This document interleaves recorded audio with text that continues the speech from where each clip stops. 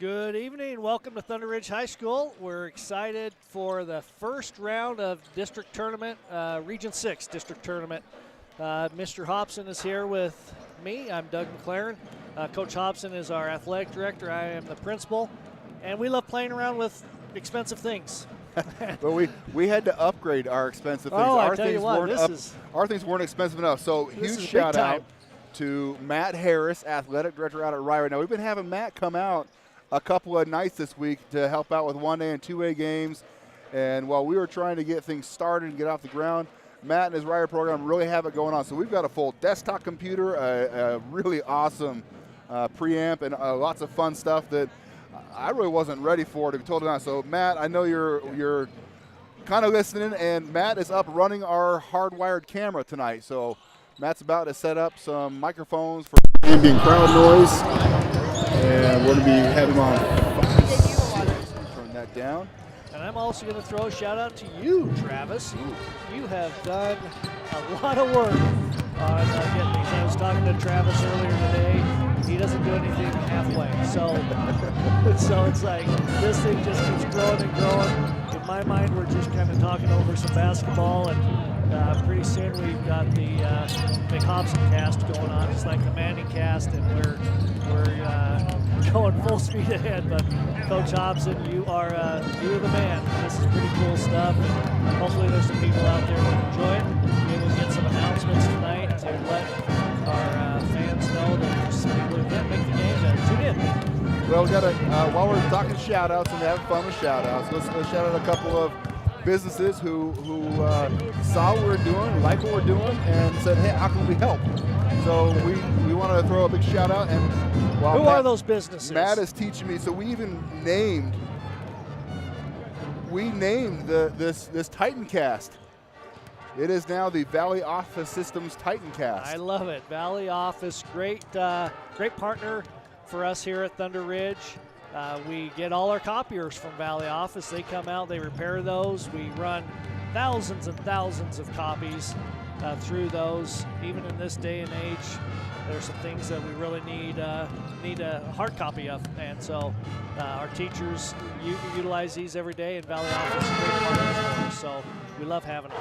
So while Valley Office got the Titan cast, the Valley Office Titan cast, we have a couple other sponsors that are jumping on board and want to be a part of this. The Murdoch Man-Wearing Real Estate Company jumped on as well. A great local company.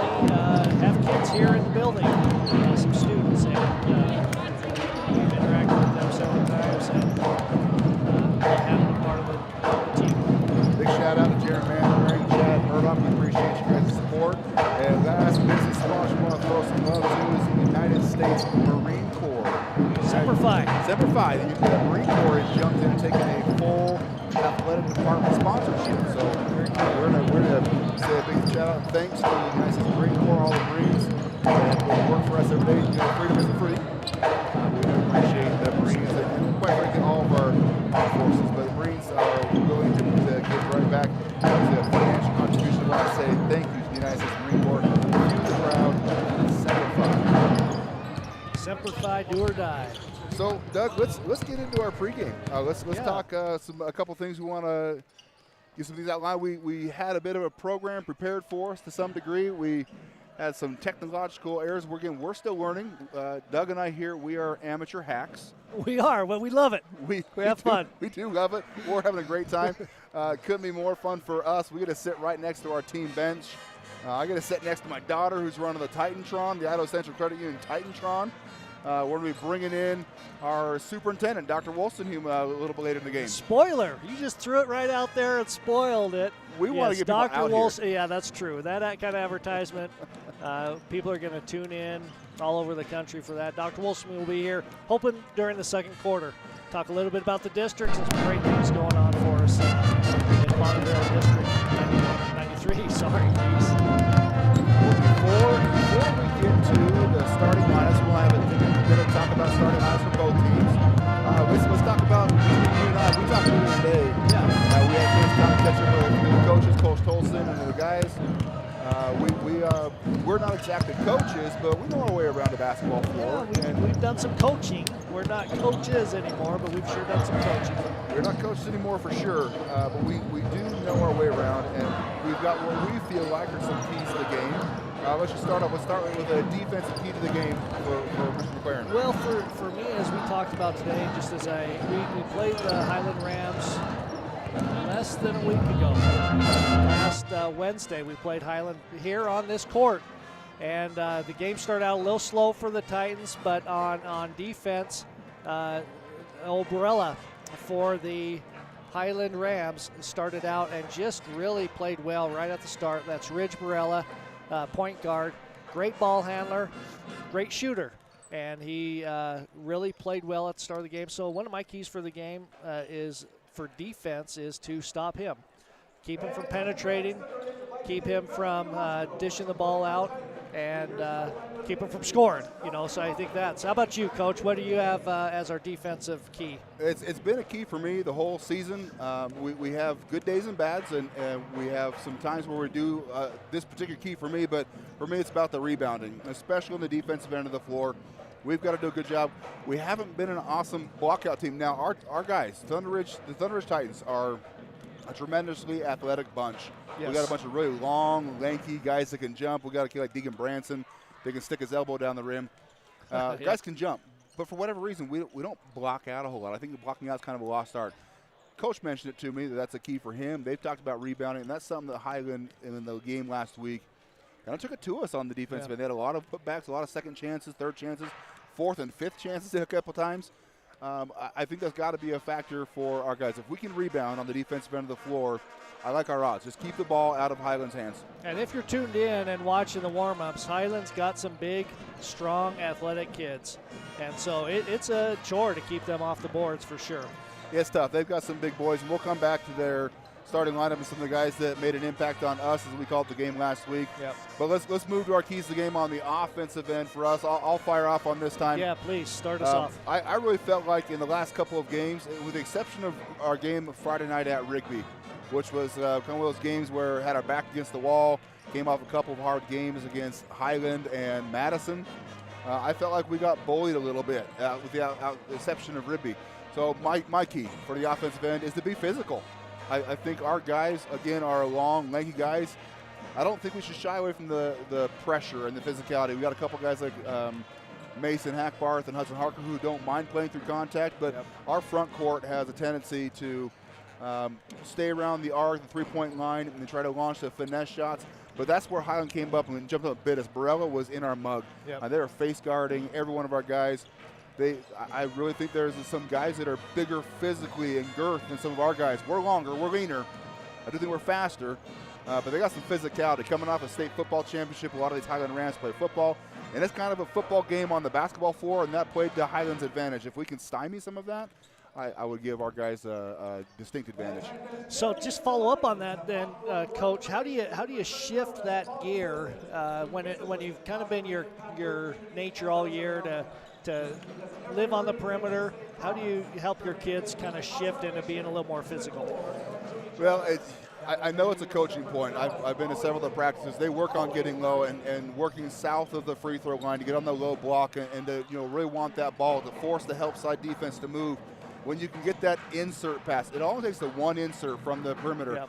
If one forward or one guard can get that ball down to the low block, it forces all the defense to collapse. What that does is if that's not open, then the kick to the dead corner, the kick back out of the guy that inserted it, the dribble to try to work ourselves down and look to the low, get below the low block even, and then get the help side, the defender, and the third guy to come down and try to dig. You've got two guys open somewhere. So if the shot's not there and they converge like you want, then kick it back out, and that's where you get those open looks. And that three ball that comes up from the insert pass back out of the perimeter, that's a much easier shot to make than coming off a lateral dribble and trying to get the ball up straight.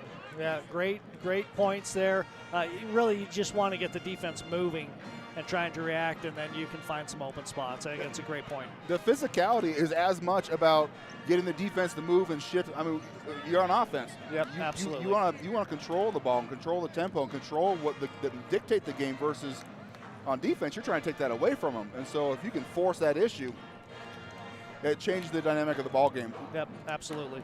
Your key to the game, though. My key to the game, well, this is not rocket science. We struggled to open the game. We scored 4 points in the first half and did not have a field goal in the first half.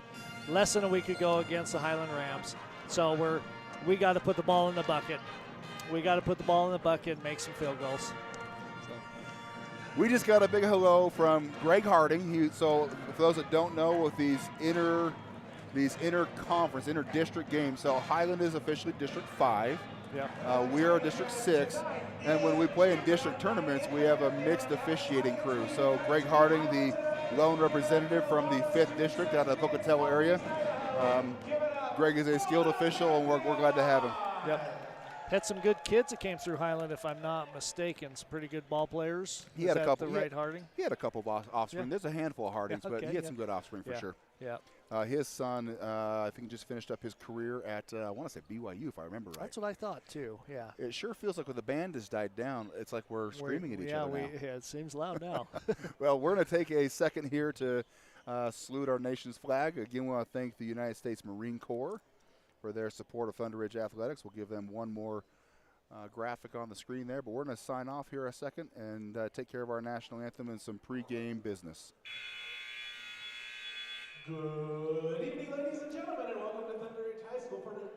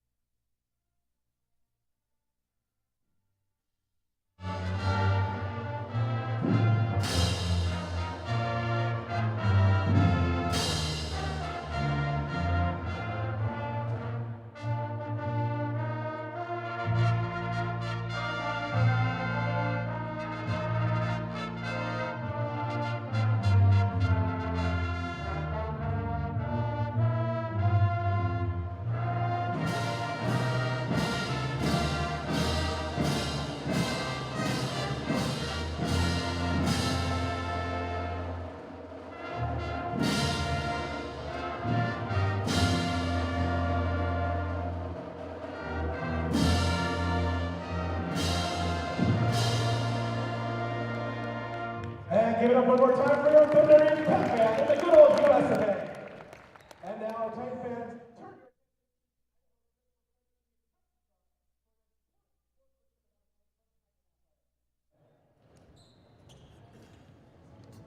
Dear parents, fans, and home. We love you. We love you. We love you. We love you. And we love your support. Do us a favor. Be nice to be official. Be loud, but yell positive things. Just remember, everyone's doing their best. Practice is please take that back for yourselves. Be nice to others. And please, do not be like this guy.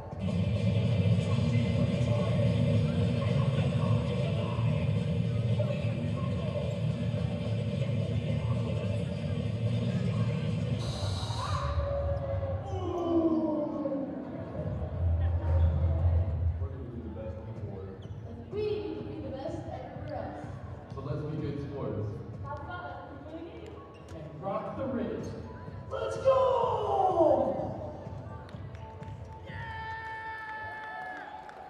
And we're back. For those who got a chance to see that, that was the old Mr. McLaren there, and he's signing off on the sportsmanship. The let's go. That seems to get a rousing round of applause every time. Ladies and gentlemen, it is about to get kind of loud in here. Mr. Bueller, We hope so. the voice of the Titans, artificially can pump in a lot of noise up there. So if we're shouting over Mr. Bueller, we apologize. When the game settles in, we'll probably get a little better at this. But we want to jump right in and talk about the starters like Mr. Bueller is as well. So Hey, we love Mr. Bueller doing the announcing. He does a great job on the PA. He's one of our teachers here, one of our math teachers, and we appreciate his work as a PA announcer for us. Well, we have dubbed him the voice of the Titans. Yes. Whether that was Is that intentional official? or not, Or did he dub himself? we did it on air. True. And it's now caught up with us, so I think it has become semi-official. Starters tonight for the Highland Rams, you see on the screen. Number 0. He's got a funky name, and we got told last time, just call him Doozy. Doozy Traore, a junior forward. He runs in. He's a junior. He's a big feller. He is. He moved his way around the floor last week and caused us some problems. He's got good footwork, good-looking basketball player. Next up for Highland is a sophomore shooting forward, Marshall Glenn. The next up, we've already talked about Mr. Barella, but Ridge Barella, senior point guard for the Rams. Up next is number 4, Colton Durham, senior forward, and rounding out the lineup is number 10, Owen Wild. Doug, who's the guy you're looking at right now? For the Highland Rams, the ball is always in Barella's hand. Ball goes through Barella's hand every offensive possession, so I think he's got to be where it starts and stops. Now, last time we played Highland, Barella had a couple. He had 13 of the 16 first quarter points. Yeah. And at the end of the second half, I'm still visualizing sitting where I am. He was sitting on top of the 3-point line and just made a cut with about 3 seconds left, and it happened so fast. We couldn't move our eyes fast enough. Yeah. Good, quick kid with the ball. Now we transition over to the Thunder Ridge starting lineup. We've got Kyler Sparks, guard for us. Deegan Branson coming in as well as a starter. Both those kids got good ball handles, and they're both long and quick on the defensive end. And so hopefully they can cause Barella some problems. Also got Camden Bateman, number 24, sophomore shooting forward. And our final 2 seniors, 32, Hudson Harker has been called out right now, senior forward. And our post player, Mason Hackbarth, 6'5", senior center. Who in the Titans lineup have you got to see a big game out of tonight? Well, I just feel like Hudson Harker, he's been kind of a staple all year for us. Didn't score a ton of points for us last matchup. Just had a lot of contested shots around the rim, and I think that if he can play well around the rim, get some rebounds, and be physical, I think we're going to do well tonight. How about you, Coach? I really think that as much as Mason and our big seniors are going to rely on their senior leadership, it's one of the 3 other guys, and I'm looking at a guy like Deegan or Camden Bateman tonight. I'm expecting to see big things out of both of them. Yeah. These are sophomores, have been playing well throughout the season. Both those boys can stroke the ball. Yep, absolutely. So the tip is controlled by Thunder Ridge into the hands of Kyler Sparks. He's stuck over there in the sideline. Got to try to set something up with some ball screens. Well, Highland comes out in a man look. They're really dropping down into the paint. So, and just on cue, Camden Bateman with an offensive 25 rebound. 25 seconds in. Here we go. Just on cue, Camden Bateman with an offensive rebound and a putback. With the first 2 points out for the Titans, 2-0 Titans. 7.5 minutes left in the first quarter. Pretty important bucket just to make sure that there's no lid on it tonight. Colton Durham stepping up from the 3-point line, top of the key, drops that first 3-ball down. It's 3-2 Highland Rams. Probably the easiest place in 3-point country to shoot the ball is top of the key there. And then Hudson Harker with the 3, coming out firing. 2 for 3 from the field so far. A little bit of a departure from the last time when these 2 teams saw each other, and if you recall, to say the least, that's an understatement. First quarter score of 16-4. We don't want to beat that up too much, but first half 16-4 was it? No, first quarter 16-4, and it's 22-4 at half. As much as I don't want to continue to beat that dead horse, you have to understand the psyche of where both of these teams are. Colt Durden feeling it again, missed it from the wing. Mason putting his head down and dribbling down full court. Good strong take there by Kyler, just couldn't finish at the rim there. But I think that goes back to show you that dribble penetration, the working south of the free throw line has got to be the game plan for the Titans tonight. Even when Kyler charged the lane right there, the defense shifted. Now the shot didn't go. An offensive foul against Ridge Barella, his first of the game, team first, Titan ball. just a little aggressive there. I thought Deegan Branson did a great job working around that screen and getting topside to stay on ball. And Doozy just had to throw a little hip there to make contact. I can't blame him for being aggressive and trying to make that physical contact and get the screen, but just got called for at that time. A little too physical. In district play, we talk often about the first bump generally doesn't get called. It's the second bump that gets called. And I think that happened there. That first bump went. The second bump got called. Mason Hackbarth with a 10-foot jumper missed. He's usually pretty good with that little inside shot there. Just couldn't get that one to fall. Owen Wild with a long free ball, long, and Hudson Harker with the rebound, bringing it up the floor. I'm not sure if it's in the game plan, but both Hudson and Mason, they get the rebound and they put their head down to dribble to the other end. So I'm not sure if that's part of the plan or just not having anyone to outlet to. Everyone's leaving. I overheard coaches talking earlier in the day that they wanted to be able to set the tempo. They wanted to be able to push the ball a bit. Our speed and athleticism is a factor. Ridge Barella on the dribble penetration missed long.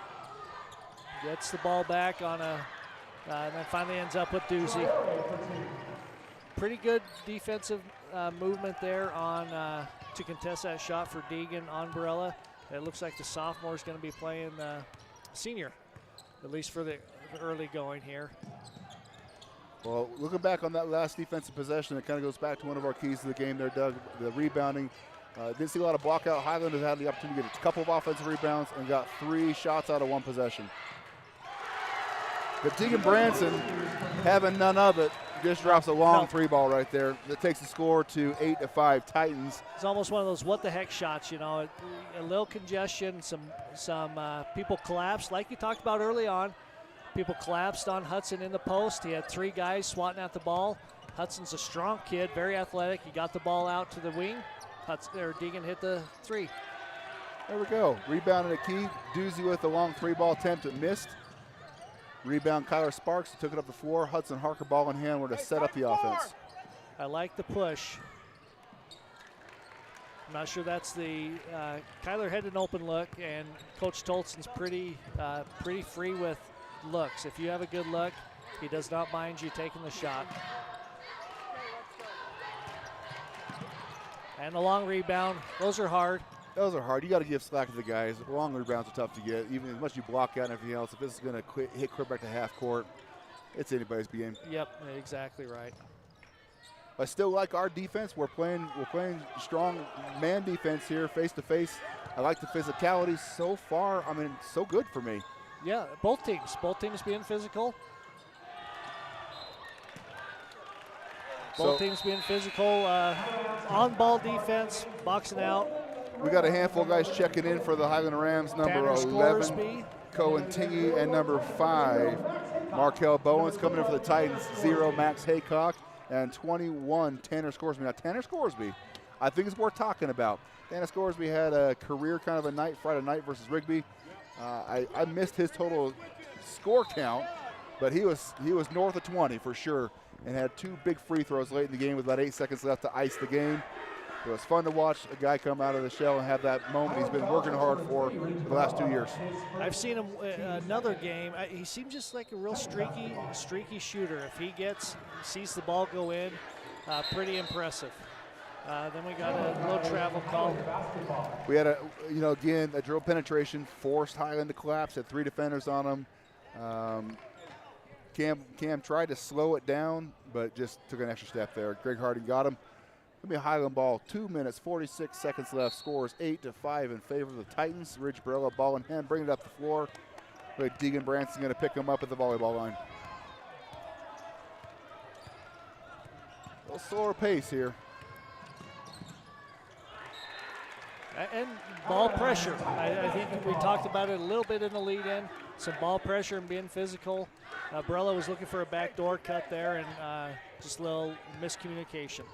It's a good look, but the defense is forcing the lanes. Right. The lanes are shutting down, so credit to the Thunder Ridge defense, making it hard for Highland to see that open lane.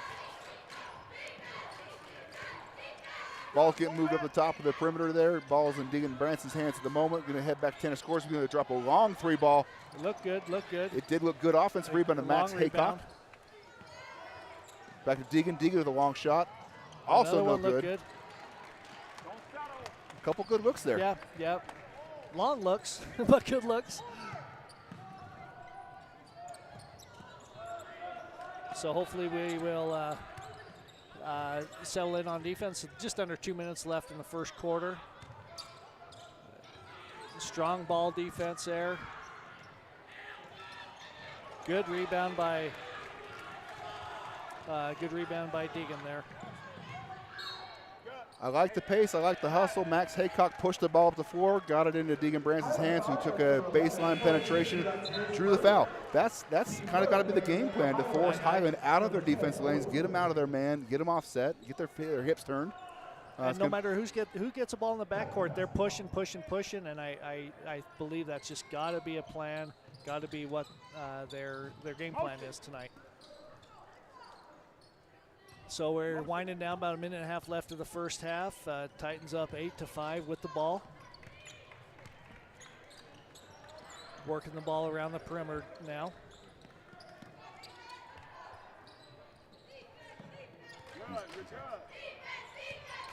Still looking for something. Ball got poked away there. 8 seconds left on the play clock. Just trying to do something with it.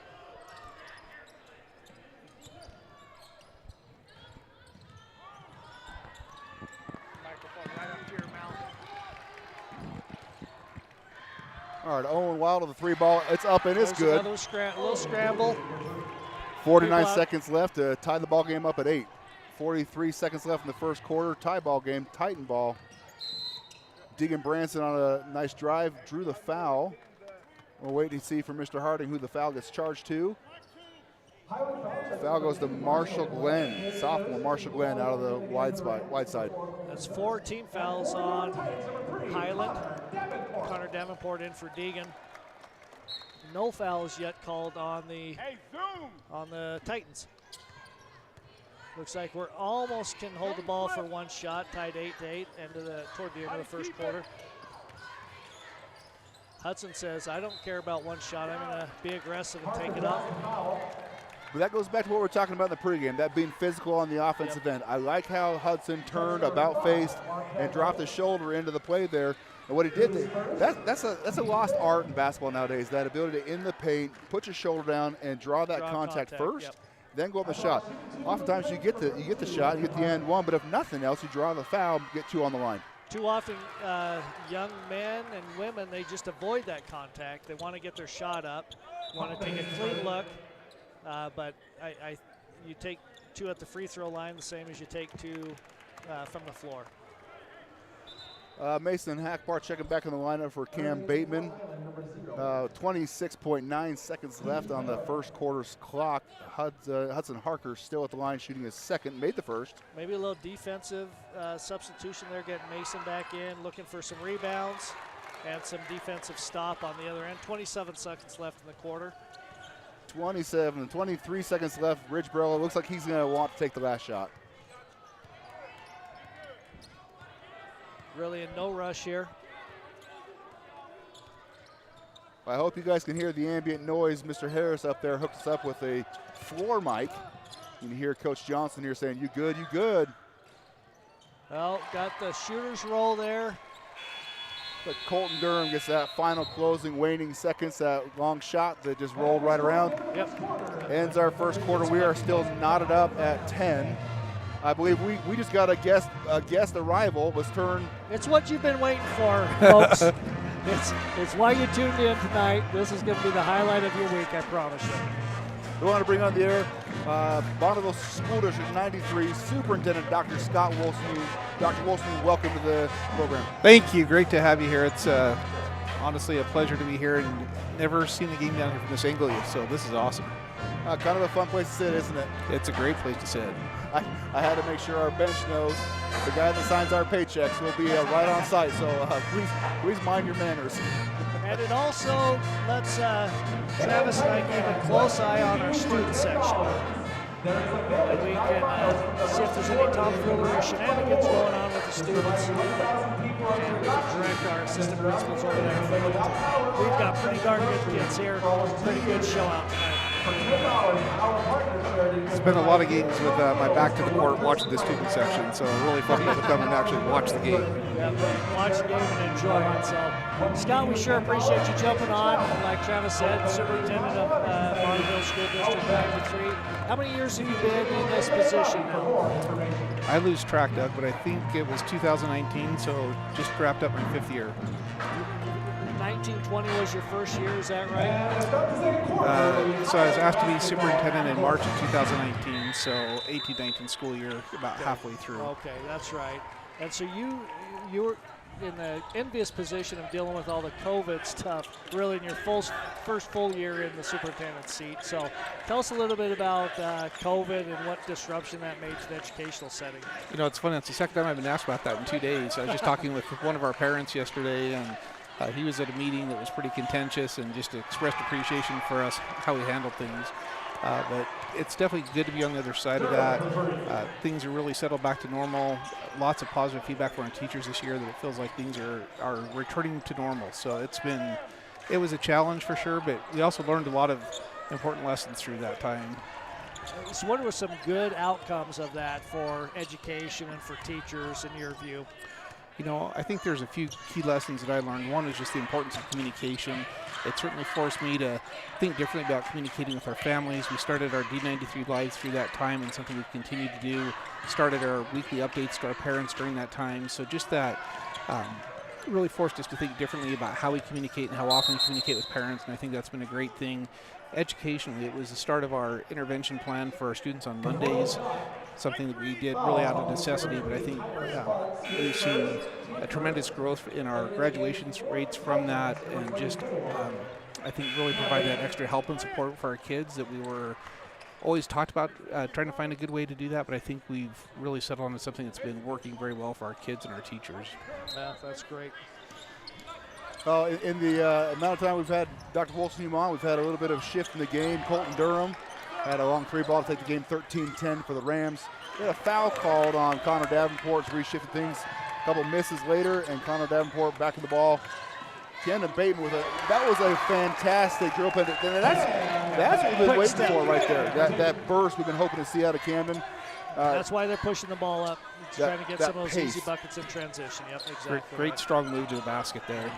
So, Dr. Wolstenhume, you've been around a basketball court a ways. Talk about the value of athletics and particularly basketball this time of year and how athletics help.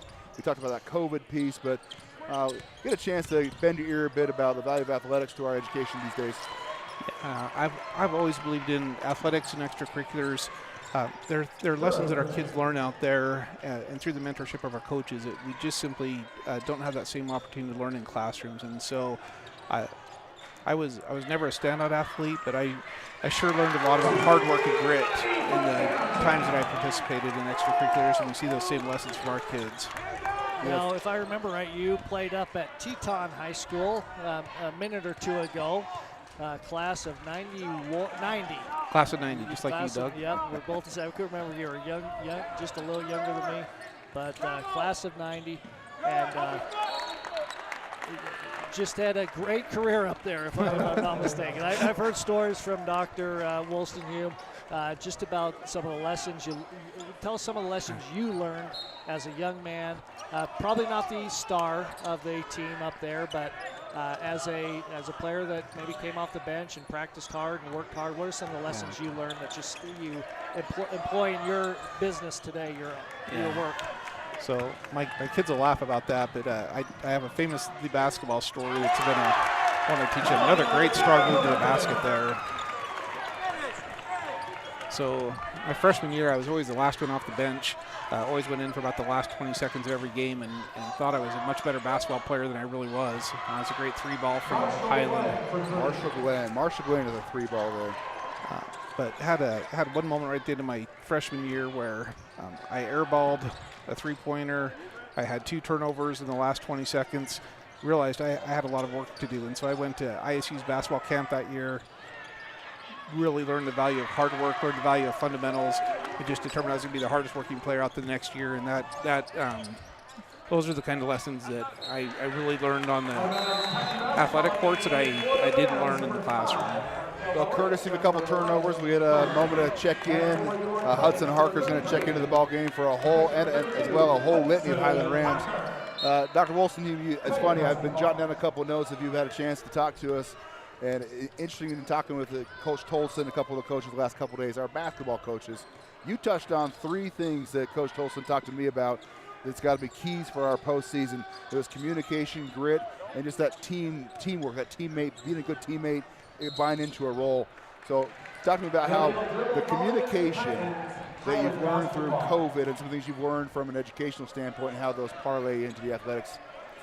Yeah, absolutely. And communication, I used to think was about me communicating out to our parents, out to our families, out to our teachers, and that's certainly a key part, but I've also learned that listening is such a critical element as well. So it really have a culture of collaboration, have great teamwork on the court or in life or in the workplace, then it's got to be both listening and talking with each other, being super transparent about what we're doing and why we're doing it, but being open to feedback and for me, really healthy criticism has been a key part of the success of my life, was being able to accept that healthy criticism to get better at what I'm doing.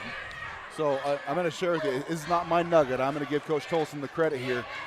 We talked about in terms of basketball communication, one of the things that he's been frustrated with is the lack of communication, especially in the defensive end. And the point that he told me the other day that I kind of hung on to was communication isn't just about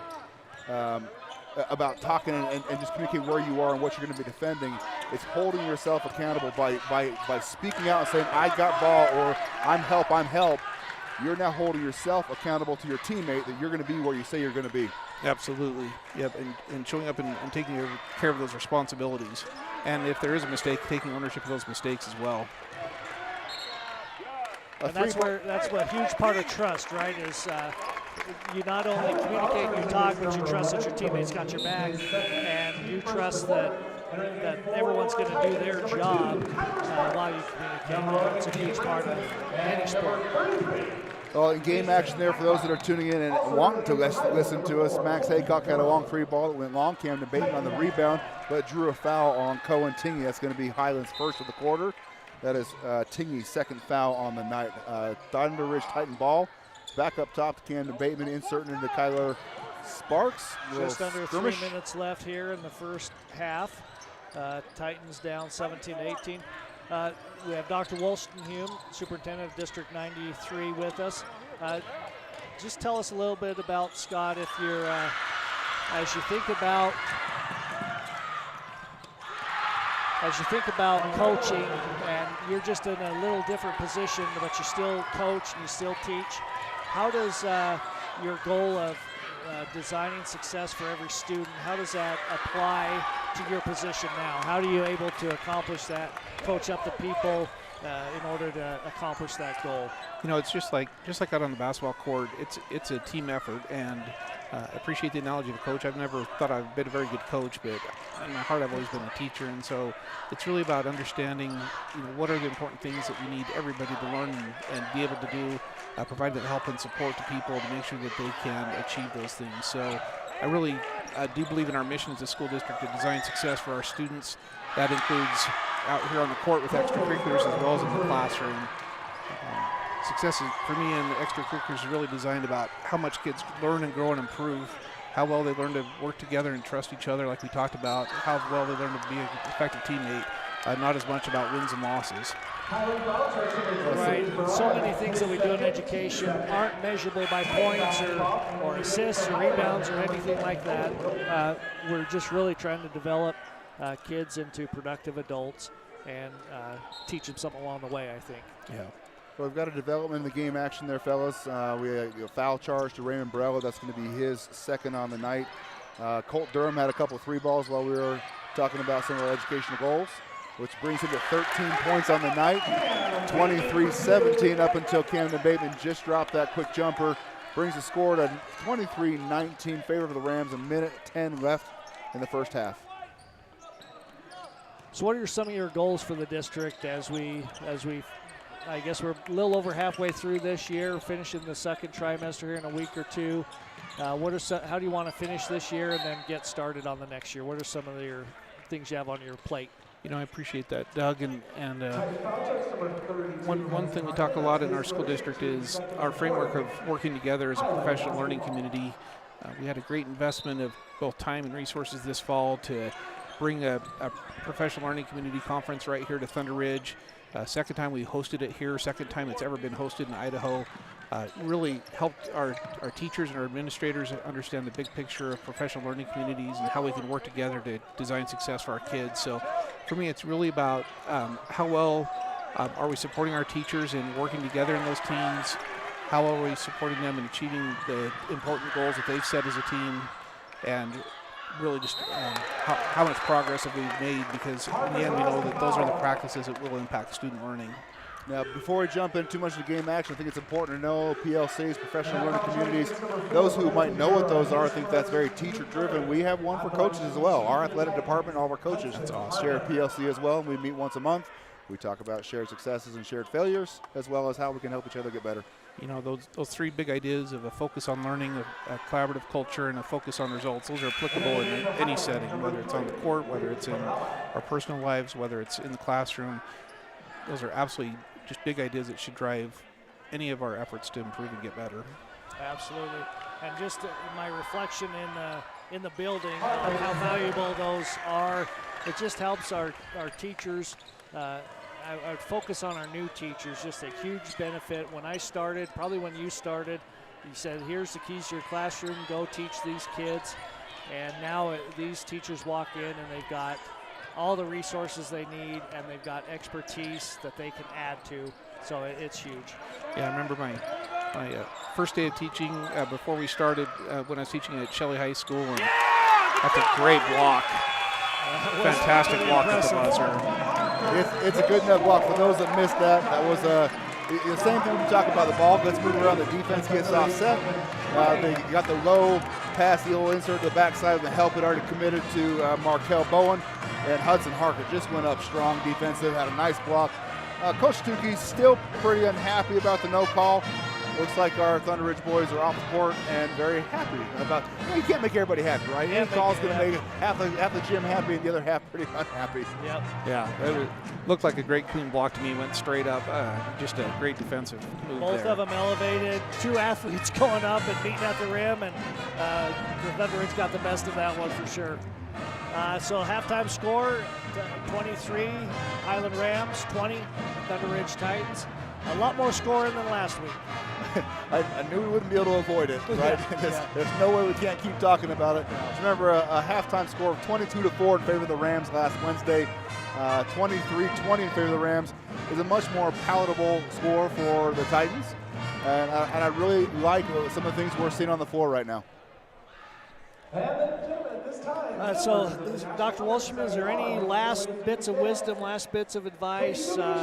If you're in Coach Tolson's shoes here at the half, what are you telling those young men to come out and win this game in the second half?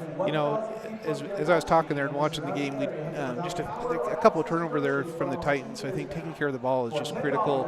Again, it goes back to communication, talking to each other, but just fundamentally making sure we're getting good passes in there, being patient on the offensive side, working it inside. But overall, I'm really impressed with how they're playing tonight. They've got a good fighting chance here to come out with a win this first game of the tournament.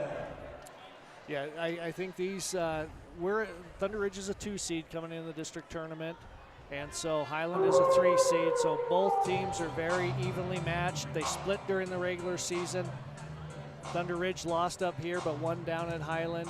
And so 2 evenly matched teams. This is going to come down to the wire, as it usually does in district tournament.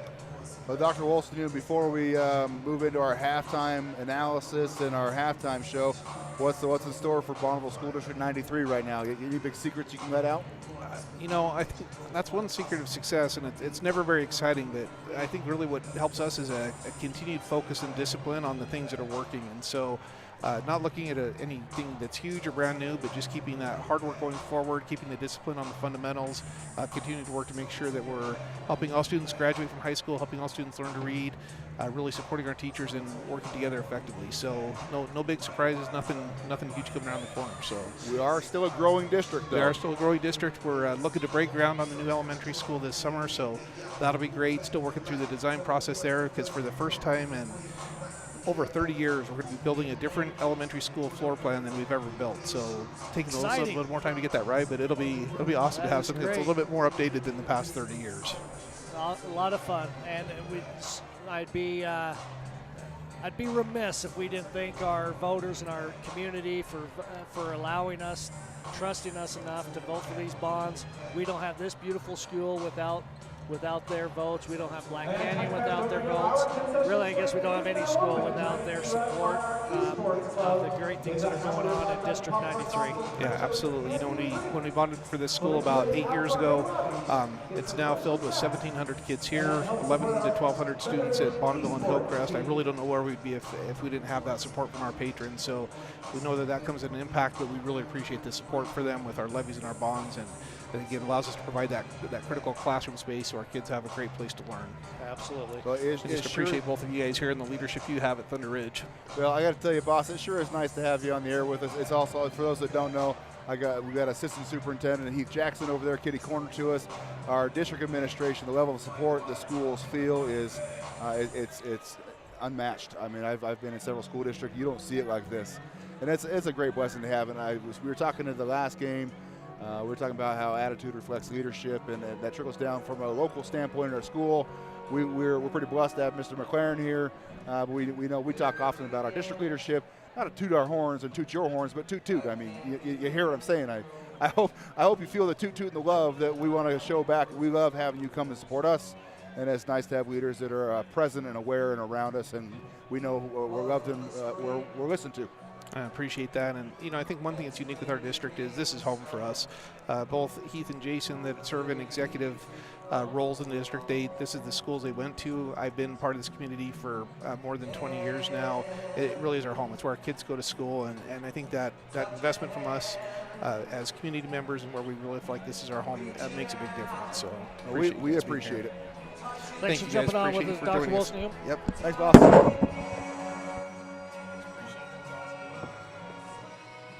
All right, we're going to do some microphone adjusting here. But we're back on air. We're still live here, boss. Love it. So let's talk about what we saw in the first half. Let's talk about, first of all, our keys to the game, and let's talk about how those were monitored. So what do you think on keys to the game? We'll start with yours. You saw on the defensive end. You want to stop Brandon Barella. Stop Barella. The Titans did a great job D'ing up Barella at the expense that looks like Colton Durham. Had a big first half, had a lot of open looks, and that's the risk you run, right?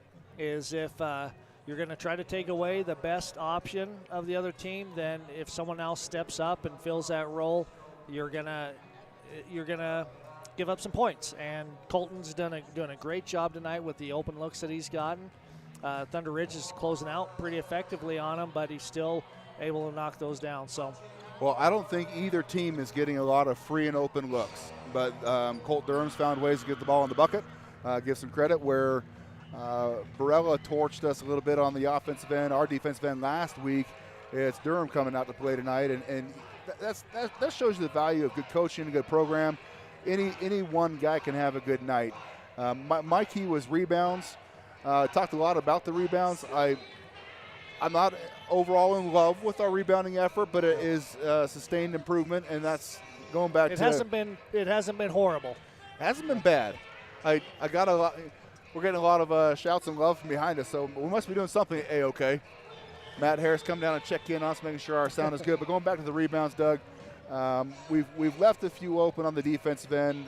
Markel Bowens had a couple of cheap putbacks. Cheap, that's a bad term. Yeah. He's had a couple of easy putbacks that had we blocked out and gotten aggressive under the bucket, he probably doesn't get those.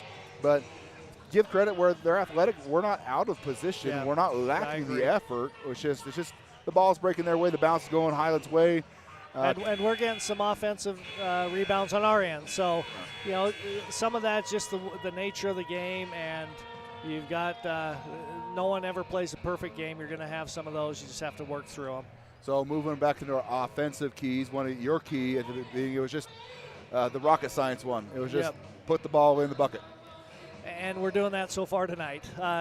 Yeah, I'm not at the rate that I think we probably can and will in the second half, but we're making some shots. We're knocking down some three-pointers, and so we look a little better offensively with getting some points in the both in the paint and from the perimeter. How about your just being physical? How do you rate our physicality on the offensive end? I'm going to give us a solid B+. I mean, it's my problem here and my issue in how to evaluate this fairly is that I've also seen what we're capable of. And so it's really hard when you're judging on anticipations and track records and data. Have we shown we can be tougher than this? Yeah, we have. We've been tougher. I go back to Friday night's rugby game, most physical we've played. We were just all over the place. We weren't shying from any contact.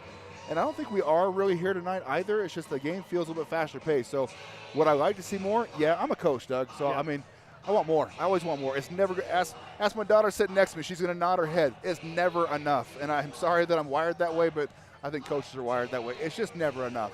No matter what you do. She just gave you the side eye. she's giving, my wife, if she's listening, would corroborate. She'd say yes, too. But well, I will say this. Two different teams, though, between Highland and Rigby. Highland's going to be a more physical team, and they're going to be able to take some shots. They're going to be able to take some contact. I feel like a little differently than Rigby is, and so it's a little easier to kind of sense the difference between the two squads comparing those two teams. Well, I have clearly missed some points on my score sheet, but where Colt Durham is having a great game for the Highland Rams so far, I'm really enjoying what I'm seeing out of Cam Bateman. 6 points in the first half. He only got no fouls on the board for Mr. Bateman. Not playing like a sophomore tonight. He's first on the floor out here. I can tell, I can feel the excitement from our guys. There's a pep in their step. There's some energy coming out of the locker room that I was really hoping to see exactly this. Yeah, I think Coach Tolson just got him working that half and got him ready to play. And I love the energy, too. I like having kids come out and chomping at the bit, ready to go after halftime.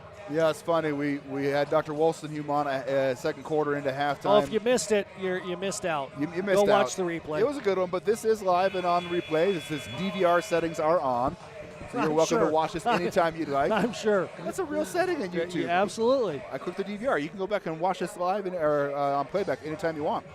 But one of the things Dr. Wolstenhume brought up, or three things that I latched onto, was communication, grit, and team. And I think these are the things that I'm hearing our coaches preach. It's things I hear our kids talking about, whether in my office or in the hallway. It's nice to see some of those things be fairly universal, but we are seeing some of that in the first half from these guys. And I think our second half, we have traditionally been a third quarter team. We're about ready to find out with the Titans ready to inbound and get this second half ready to go. Titan ball, and we'll see if we are truly a third quarter team. Well, I think we're going to have to be, because I don't think Highland's going anywhere. They're not going to just allow us to do what we want. We start getting the ball in the high post. Aggressive drive by Hudson, and another one by Kyler. I like the energy and hustle. An offensive rebound credited to Mason Hackbarth. A little bit of a snafu on the – that's a great job. That's what I'm talking about with rebounds. Getting that second chance, third chance, fourth chance. Hudson Harker makes good on the second chance. Score now 22-23 favor of the Rams. 7:25 left in the third quarter. And sometimes it's just a matter of getting a hand on the ball. Not even collecting the rebound, but getting a hand on the ball, causing a disruption. It leads to a rebound. Doozy on the three ball missed. And Mason Hackbarth with a second offensive rebound put back miss. Owen Wild of the rebound and pulling it up for Highland. Two good looks there by Mason and Durham. Great box out there by Kyler. Outlet over to Camden on the wing. And good defense there. Good hustle back by Marshall Glenn, the sophomore for Highland. I believe Kyler just thought he had a look there, could get the ball to him. Now I gotta admit, Highland doesn't come out of their offense much. It's a lot of post high screen and look from there. As we get the ball back down, Mason with a long shot, offensive rebound, Cam Bateman. That's 3 possessions in a row, 3 offensive rebounds. Every point we've had in the third quarter has come off second chance shots. That one a 3 ball from Deegan Branson. Yeah, good look there by Deegan Branson. Some point you say that's the worst shot in basketball. He's got 2 feet on the 3-point line, and you take a half a step back and you get a 3. But when you have an open look, you take the open look, and that mid-range jumper is something missing in a lot of basketball games, and Deegan's got that shot for sure. Certainly a lot of talent there. Highland comes back the other direction, matches 3-ball for 3-ball. Doozy Traore with a 3-ball to take that score right back up. Highland 25, Thunder Ridge 24. 5 minutes 44 seconds left in the third quarter. Both Highland teams in their coming offense. out firing this half. Doozy with the step back look. Good box out by Hudson. That's the piece defense we've got to be wary of, letting the game get away from us, letting one of their role players get hot. Great defense there, great hustle.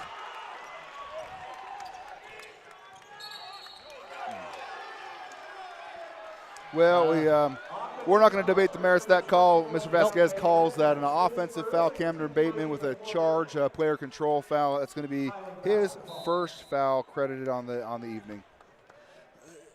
What I'll say is it is evident today that we're trying to get the ball and get up court. I think Hudson Harker, Mason Hackbarth, I think we're better off getting the ball to a guard, getting the ball to an outlet, and letting them fill the lanes. But that's the beauty of transition offense. You got that open lane, you want to push the pressure. Whoever's down 4 first is going to get the ball. Right, absolutely. So better off to push. Then Camden Baton, just like we see there, Camden Baton with a strong finish at the rim. But that's what you get, I think. You get an outlet to a guard. A guard sees the floor and typically has a little better handle on the ball. And so they can see the floor a little better, gets the ball to Camden, and he goes. Well, I think that it goes to show you the flow of the game. That would be the first timeout called. Highland Rams take a 30-second timeout. We're going to take a second to show some love to our title sponsor, Valley Office Systems. Is going to relearn how to do this. There you go, Valley Office Systems up there. One big thanks to Howard and Coach Colson, one of our assistant coaches, one of the vice presidents for Valley Office, servicing all of our Thunder Ridge needs. Coach and will service Colson. Coach Colson. I struggled last time. Colson. Coach Colson. Jim Colson. Jim Colson, yep. Thank you, Valley Office Systems, for your support of Thunder Ridge Athletics. Great business partners for us. So coming off the timeout, it looked like Highland just wanted to maybe stop the momentum a little bit. It seems like the momentum is in Thunder Ridge favor right now. One thing I used to always say as a coach is, you're not going to let this break our momentum, are you? And you just challenge the kids to come out and just, if nothing else, keep the energy, but you want them to ramp up the energy. And it always starts on the defensive end because the other team called the timeout. So you see Hudson Harker picking up, Colton Durham well away from the rim. And I like that defensive matchup. Hudson Harker is long, he's lean, he's athletic. Now we had Coach Berger, our football coach, on last week, who unabashedly said Hudson Harker is the best athlete that walks these halls. And there he's showcasing some athleticism. Really fun to watch, and I think he is the perfect matchup. Yep, got the goaltending. That's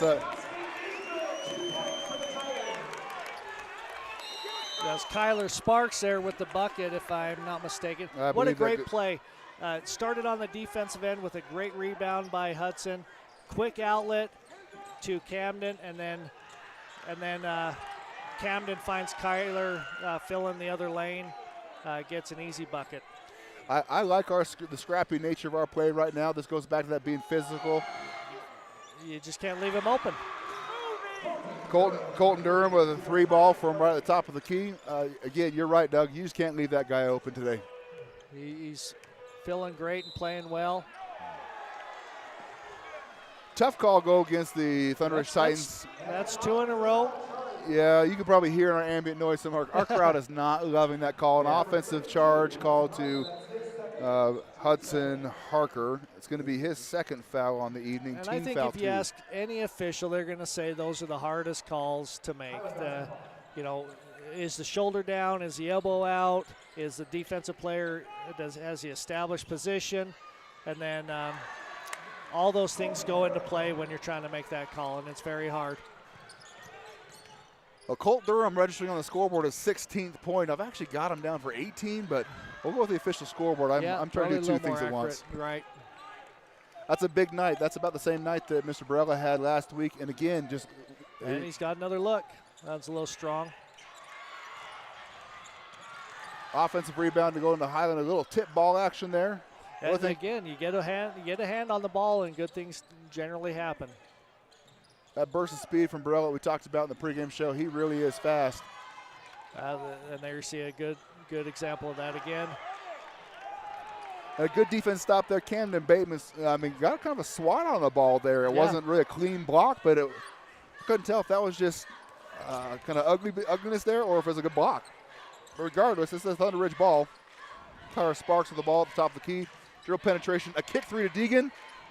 Oh, that looked good.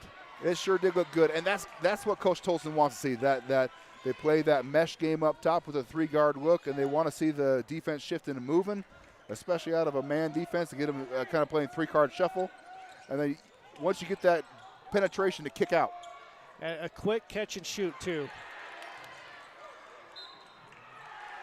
Well, Markel Bones with an offensive rebound and a putback, but draws a foul from Mason Hackbar. That's going to be his first foul on my book. Confirm with the scoreboard. I believe that is correct. I think we've only got 5 fouls on the night.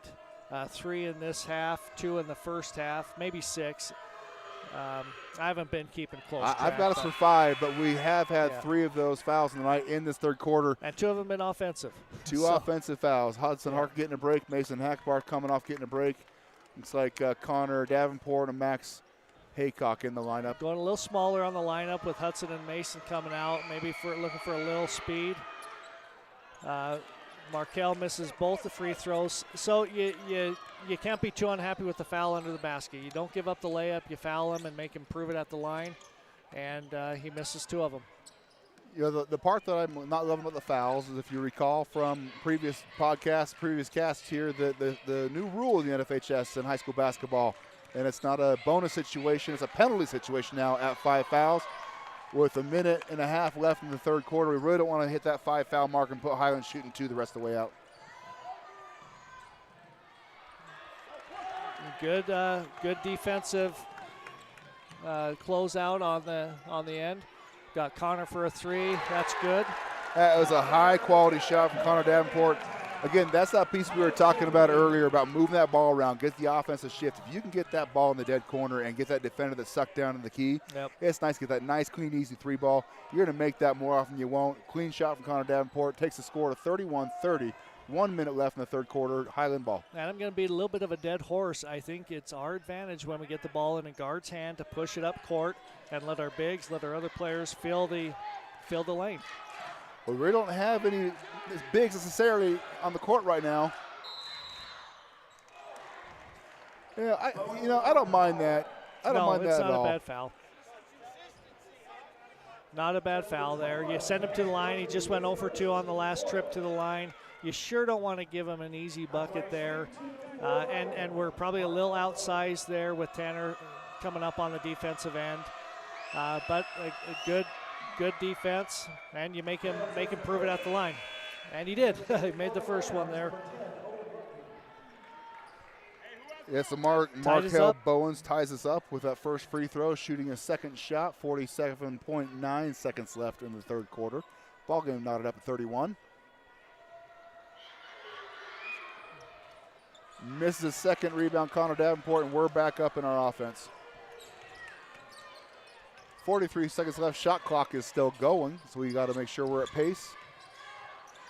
I think this is a good aggressive take. I think, the fouls this quarter are 4-0. I don't know that officials know it, but I think it's in the back of their head to try to balance those things out.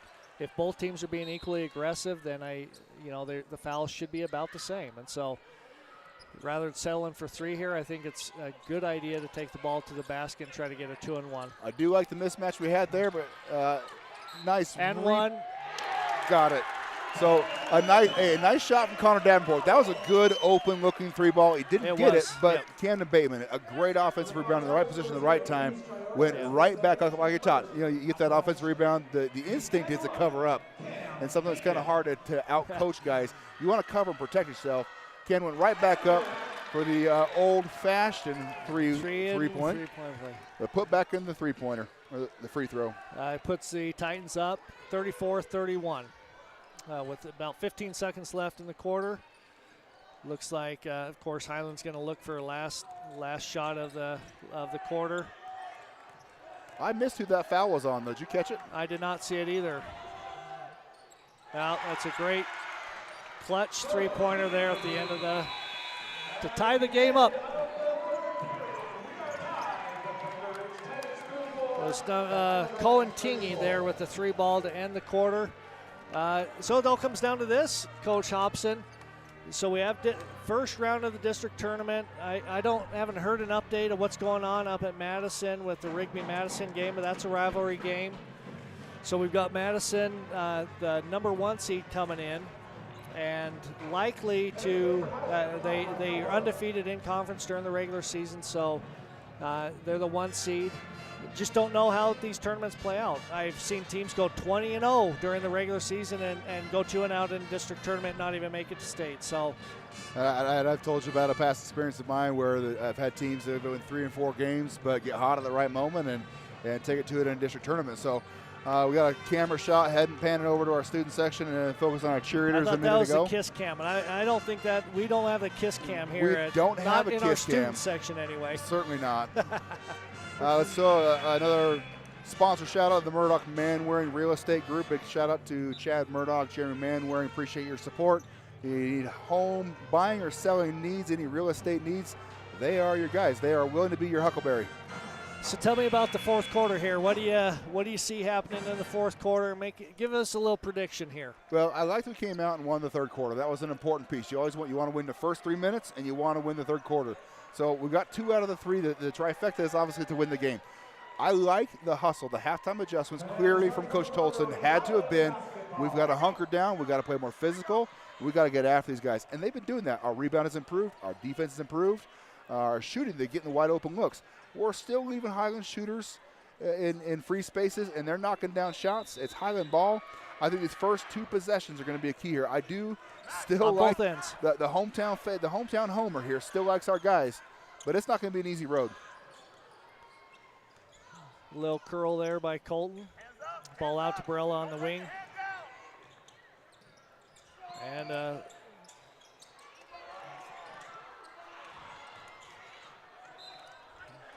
I tell you, Markel is he's a tough kid.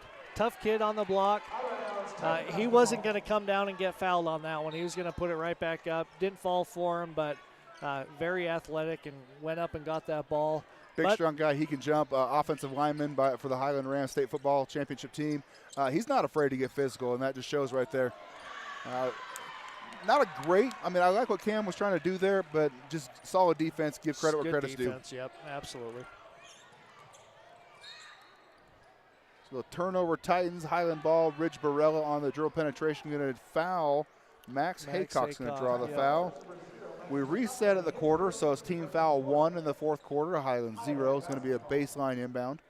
But you just hate to see the foul count in the second half is 5-0 now. There has not been a foul called against Highland in the second half. Officials call it how they see it.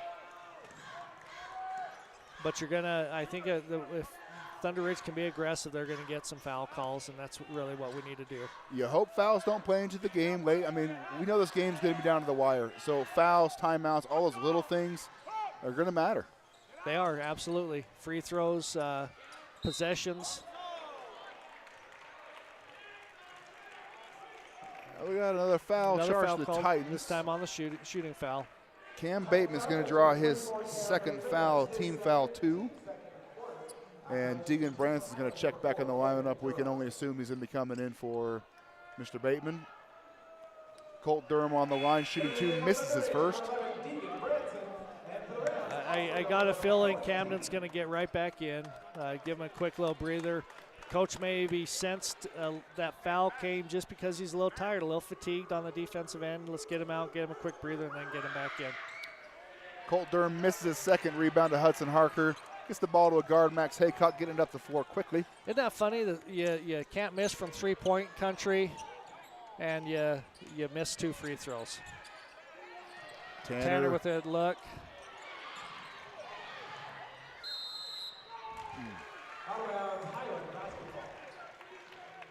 Hey, listen, I still like Deegan's effort. I like the block out. He got underneath. Didn't get the call we were looking for, but, you know, sometimes, again, officials, they're going to let that first bump go. Feels like we're letting the guys play a little more in the second half than we're in the first, but quite a bit of contact on that possession. It seems like just with the foul count that there might need to be a little balance there. Good hard screen by Markel, making the defense work for sure. Team gets into a dead ball situation, gets it back out to Marshall Glenn. I don't think they want to give him that layup. I think they just want to foul him, keep the ball from going up at all.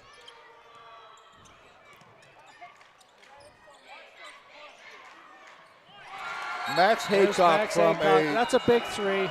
That's a deep, deep 3 ball. Max Haycock's going to bring the score back up Thunder Ridge, 37-36, 5 minutes, 53 seconds left in the fourth quarter. Left in the game, boss. We got a timeout called, 30 seconds, called by Thunder Ridge. It's not going anywhere. I think this is going to go down maybe one of those last possession type games.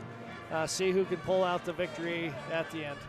Well, we go back to our pregame show. A couple guys we were looking forward to being impact players. We talked about defending Barella on the defensive end. I feel like we've done a pretty good job of keeping a bottle on old Mr. Rich Barella.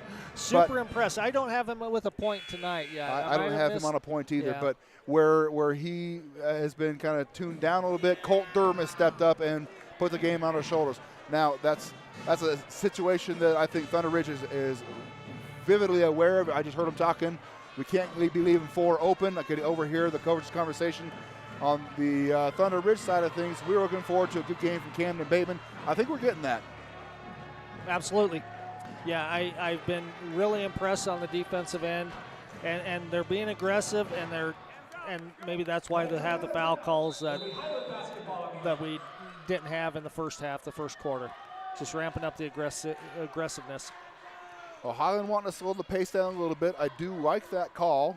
I think the tempo and the flair favors Thunder Ridge right now. On the personal foul side, Highland has a little more of a foul problem than Thunder does.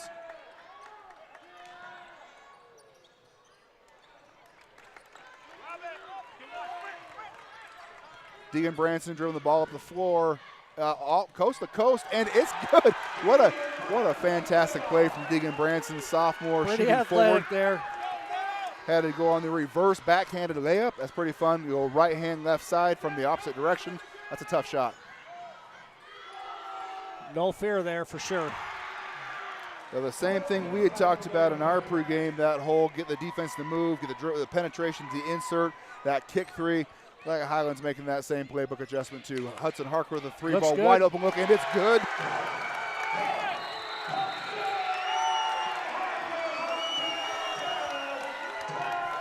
We're heading into a timeout call from Highland. Coach Stuckey really unhappy about the defense leaving a wide open shot. Now the reality is absolutely wide open. Hudson got the ball, stood there, checked the wind. He got the old wind gauge going on. Yep. Then put the shot up, and there's nothing but the bottom of the net. So I can see why Coach Stuckey's pretty unhappy about that.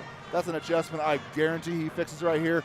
How does Thunder Ridge come out of the timeout? How does it's games like this, tight games, it's so much depend on the little things, and it's coming out. The fouls, the every possession, every pass, every footstep you make. These games really matter. These two teams know each other for better or for worse really well. Yep. And I'm a little surprised that he had that open look. I don't think there was a substitute on Highland's side, so there shouldn't have been any switches defensively. Someone's been playing Hudson all night, D'ing him up. but they just collapsed on the wing and on the baseline shooter. 2 defenders went to baseline and then left Hudson wide open. So, and he knocks it down. He's a great player and a great athlete, but that's not all. He's a good basketball player and a good three-point shooter. Again, Coach Stuckey is trying to slow the pace down. Ridge Barella bringing the ball to mid-floor, guarded by Deegan. A high screen like we've been seeing all night long. That's the piece that I haven't loved how he defended that high screen. Oh.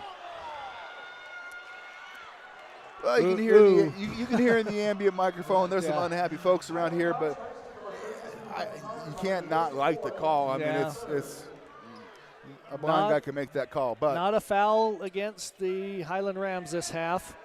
It's what 8-0 this half. Colton makes the first. Colton Durham makes his first free throw, which brings his total on the night. Scoreboard's got him at 17 points right now. Hudson Harker having to take a break, drawing his 3rd foul. Coaches are just going to be smart about this right now, give him a breather, get his mind right. Durham knocking down a second, taking the game to 42-40, 4 minutes, 34 seconds left, favoring the Titans.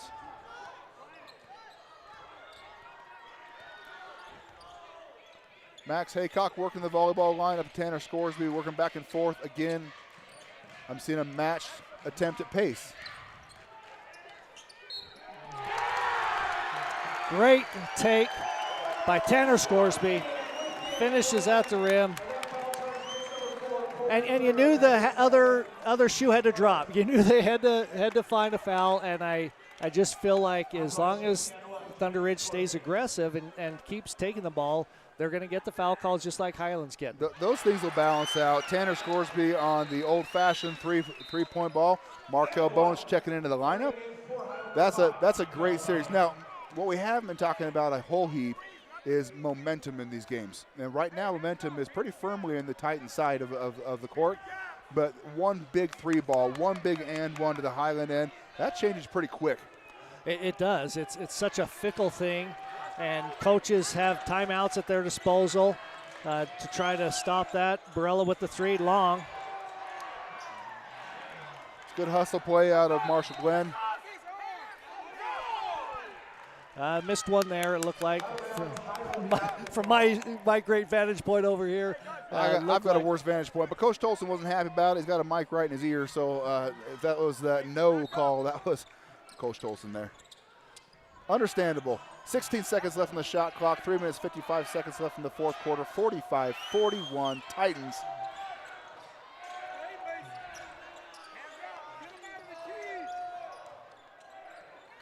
Good defense there.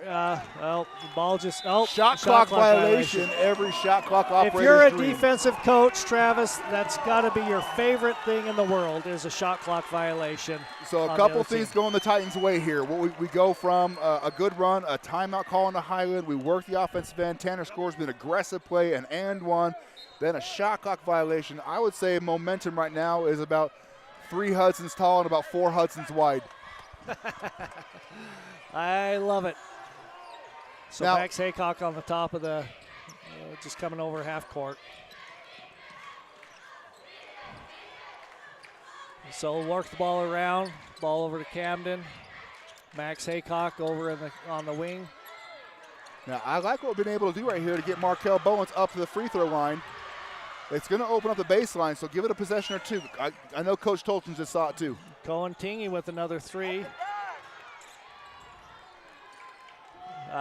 3-ball was long. That one's good.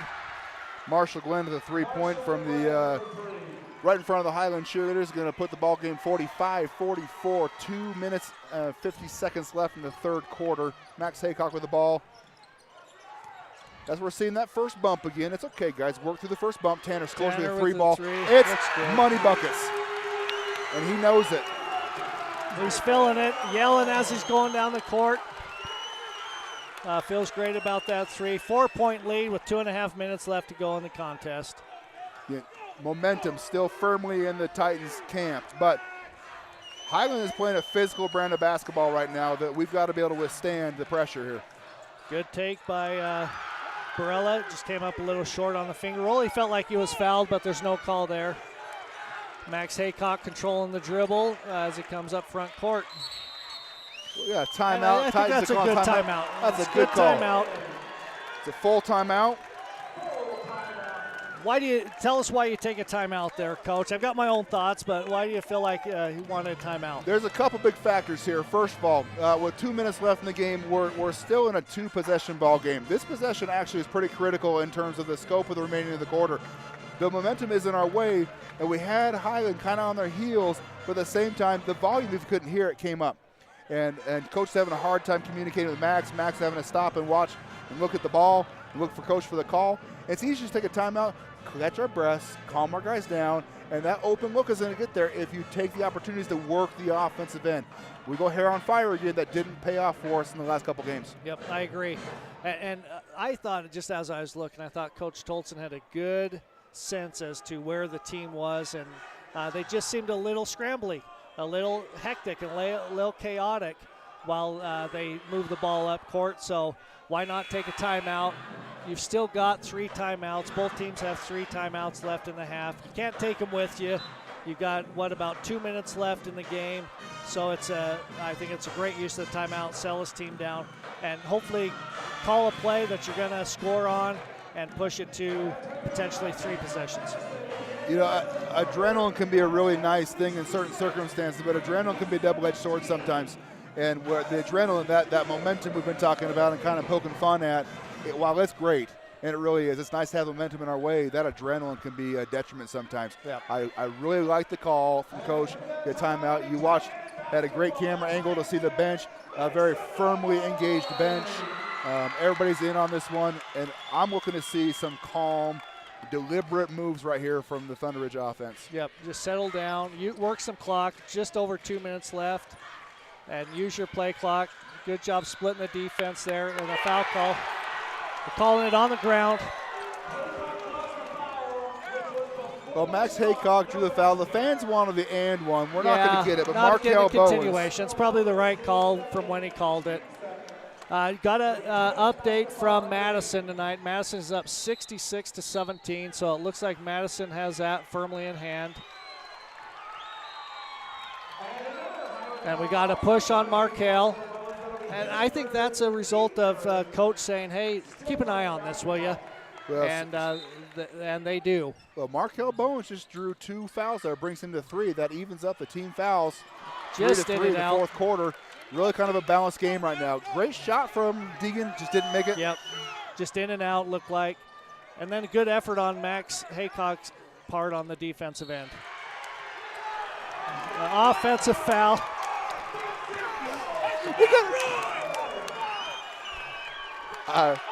I'm doing my best not to scream and shout in the microphone. Yeah. That was.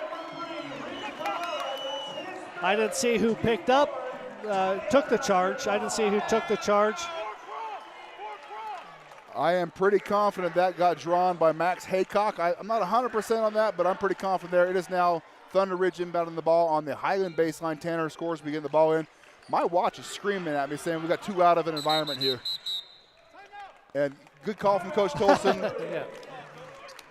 We're going into a 30-second timeout. Before we do, let's get a shout out to our sponsors. We got Valley Office Systems supporting the Titan Cast, as we've now named. This is the Valley Office Systems Titan Cast. Yep. We'd like to continue to do this. We can get another home game, which I suspect we should. I'd like to bring back agree. the Valley Office Titan Cast. Some love to the Murdoch Manwaring Real Estate Group, and finally Semper Fi, the few, the proud, the Marines. Doug, that was a good timeout. We don't have our backs against the wall by any means. No. But it's easy to feel that way in this situation. Talk about how good timeout from Coach, and what are you seeing in this next possession? Well, the timeout came as a result of Highland going full court press, and so it caught us a little bit off guard. Though our kids were moving around and making cuts, there weren't a lot of screens going on, and so I think Coach Tolson's going to have an adjustment here and make sure he can get the ball in. That leaves us with 2 timeouts left. Well, Thunder Ridge with 2 timeouts. Highland with 3 timeouts by my gets book a ball into Max Haycock. A lot of contact there on Max. A lot of hands. Oh. We got fans that don't like it, but we've been talking about this all night. They're going to let these guys play. That's what we talked about in the first half. Tanner was looking to score there, and he went away from contact. Unforced error from Ridge Brella there, just a bit outside on the pass, goes into Highland's bench. Thunder Ridge going to be inbounding right in front of the bench.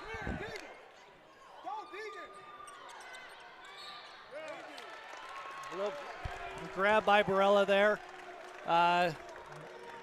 I believe that's going to put us in the bonus. Is that 4 on Barella? That is Raymond Brella's 4th That foul. is 4th. Now, that's a little more critical than people might think. Rich Brella is fast and he's tough. And in my opinion, I think he's kind of the heart and soul of this Highland Ram team.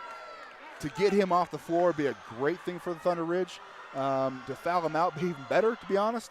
But putting him in this position is gonna cause some problems. Now, Tingy coming in, I thought that was going to be for Barella to get him a breather, get him that final 30, 40 seconds, but actually subs it for Markel Bowens. Highland bringing in a shooting lineup. Looks like Coach Stuckey going to be looking to put up some offensive points on the backside of this. Ridge is a smart kid. I think he's going to know not to pick up that foul, that 5th. Walk out of here without winning. A little disappointed, I guess. We go 0 for 2 from the line. We miss a layup here in the last minute of action, and those 2 buckets would make a huge difference, but we are where we are, 48-44. We have the lead, and it's time to close out the game by keeping it aggressive, making some free throws. Well, we talked about you want to win the first 3 minutes of the game. You want to win in the 3rd quarter, and it's always nice to win the 4th, obviously, and we are doing that right now. A score 14-10 in the 4th quarter. Thunder Ridge is controlling most of the game. I still think momentum is on the Thunder Ridge side, but this game is anything but over. I don't think Highland knows how to give up, and we've only been tested a few times throughout the season in these real tight wire-to-wire games, especially games that have so much on the line. That's such a high-stake game.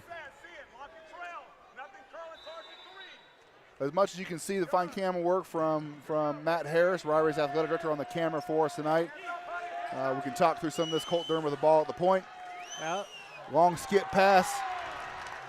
Skip pass to Owen Wild, goes wide right. 3 possessions in a row. I don't think Highland's got a shot off. So 3 possessions in a row, 54 seconds left in the game. It will be easy to credit to a flaw or an error here and there, but I'm going to just credit our defense. The physicality we're seeing right now, we're not backing down from anything. I like Tanner Scoresby on the floor. Oh.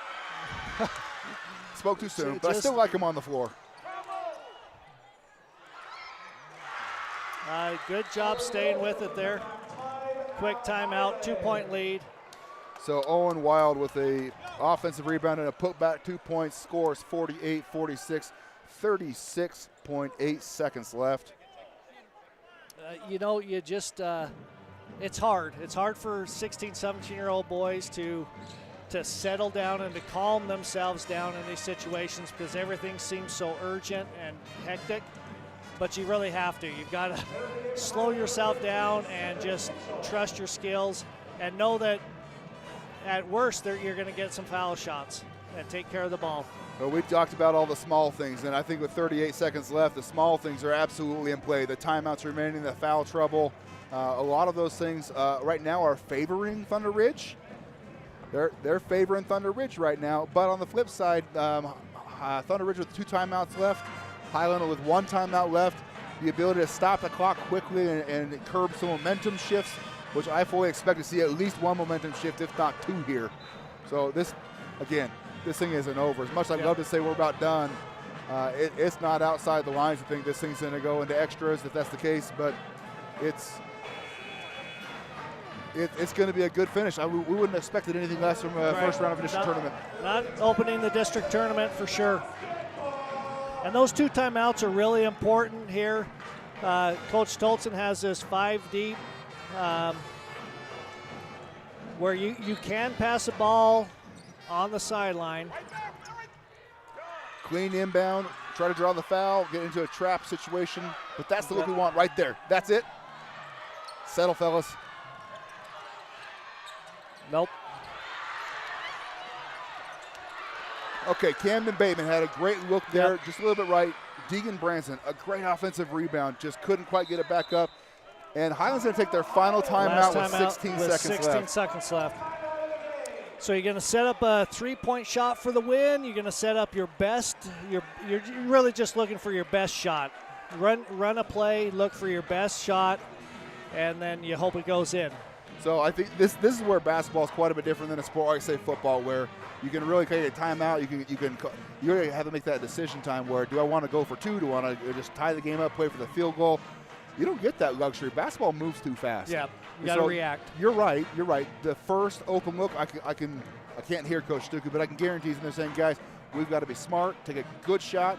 The first good look we got, take it. If not, work to the next pass, then the next pass, and the next pass, and get that open look. Shot clock's off. Yep. There's no real hurry. You can get last shot, tie the game. You can go ahead and draw the foul, get on the line for 2. Thunder Ridge actually has a foul to give here. So we be very aggressive on the inbound and on the dribble. You just don't want to foul a shooter. And if you do foul a shooter, you want to probably foul Markel if he's in the game, just with his shooting percentage tonight. I don't know what his shooting percentage is on the year, but he probably is not going to be in the game. They're going to have some shooters in the game. But you want to be really aggressive. Highland being out of timeouts, you want to potentially get a 5-second call here. It's about to get rowdy in here. Mr. Bueller asking for some noise. They're getting it. ICCU Jumbotron giving the let's hear it. That was the play I was dreading right there. Highland has got to be looking to get Colt Durham the ball. He's got the hot hand. I like Hudson Harker on him. Now, Hudson's no dum-dum. He knows where he is. And now Highland doesn't have a timeout to call another play. So now they got to react. Colt Durham on the inbound. We're going to take a Thunder Ridge timeout. It's going to be a full timeout. That's all we have left, I believe. But he took advantage of seeing kind of their alignment, what they want to do. I'm a little mixed on this, to tell you the truth, Travis. Part of me would say that Highland called a play, ran an inbound, and the ball went out of bounds, so that play is no longer any good unless their kids are smart enough to run it from the other side, and it's hard with high school kids to do that. So the downside of calling a timeout for us, for Thunder Ridge, is you're going to allow Highland to set up a play. Well, the upside is we can set up the defense. Yeah, I agree with you, Doug. The reality in this situation is this isn't a practicable moment. They're inbounding from a spot that's right mid-court. It's extension to the three-point line. You're not at the high side, just north or south, the mid-court line. You're not in the baseline. This is not a spot you practice inbounds from a whole lot. So this isn't an easy spot. I mean, the reality of this position, and in bigger divisions and bigger leagues, this is jump ball time. This is alley-oop time. We don't have that ability on the court right now, but that would be the look from that particular spot where they're inbounding from. So probably a good timeout from Coach Tolston to work the weird stuff. I want to make sure we stay between basket and ball handler, keep the guys in front of us, and just we Thunder Ridge still has the advantage. Play to win, don't play not to lose. That's an expression we hear a lot. Yep. We've got to be aggressive here with a foul to give and 15.1 seconds left. And no timeouts left. No timeouts left for Highland. So if you can deny the entry pass, you could potentially get a 5-second call. I want to turn my microphone down and tell Coach Tolson, reminder he's got a foul to give, but clearly Deegan Branson knew it. Quick foul. Coach knew it too. Quick foul there to stop the ball. I almost like him waiting just a minute on that. Let him drive and get a little closer to the 3-point line, but you can't control all of that either. Now you just got to play defense. 12 seconds left in the game. Going to do a high ball screen. Good defense. Oh, that's a travel. Yes. Foul. And we got a quick foul. It is foul on Highland. Yep. So foul on number 2. A pretty reasonable shot there. I like the dribble penetration from Marshall Glenn. I do think he traveled on that one. I shouldn't have yelled that into the microphone, but it sure looked like a travel. I'm with you. Well, Highland draws a foul on Marshall Glenn. His second foul, team foul 5-6 now. Just 4 seconds left. Do you make them both and let them throw it in, or do you miss the second one on purpose? You really just want to make sure you break the first one first, which we do. Connor Davenport drops the one. I like making them both because that puts you up by 4, and then you don't have to worry about it. Well, in a game that we all expected to be a very tight game is nothing but we need to be thinking Super about who exciting. we want to put the player of the game. I got somebody in mind. As do I. But we do have the Murdoch man-wearing player of the game coming up. Connor Davenport drops both those, and the game is, my friends, over. That's it.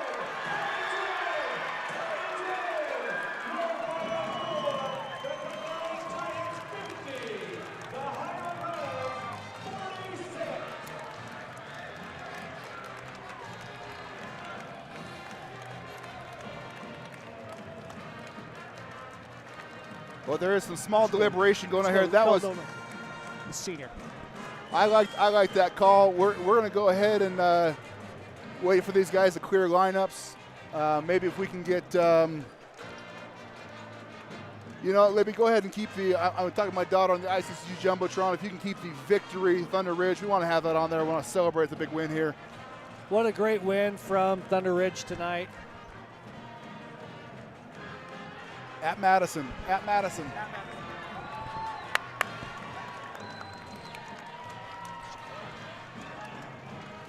Can you get Hudson? Get Hudson.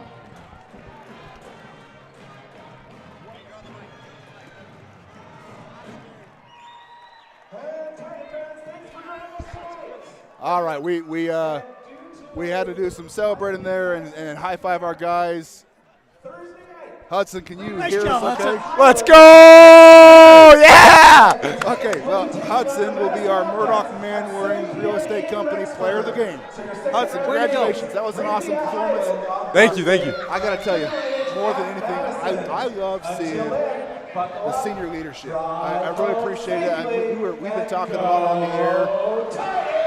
It is really hard to talk over that sometimes. God bless America. You can really put the pipes on that thing. So, Hudson, we were talking about a couple things we hope to see in the game tonight was our seniors to show out and show some leadership. I gave you a lot of credit. I thought you came out and played your guts out. I appreciate it. Tell us what you were seeing on the floor. Tell us about your experience tonight. Player of the game, Hudson Harker.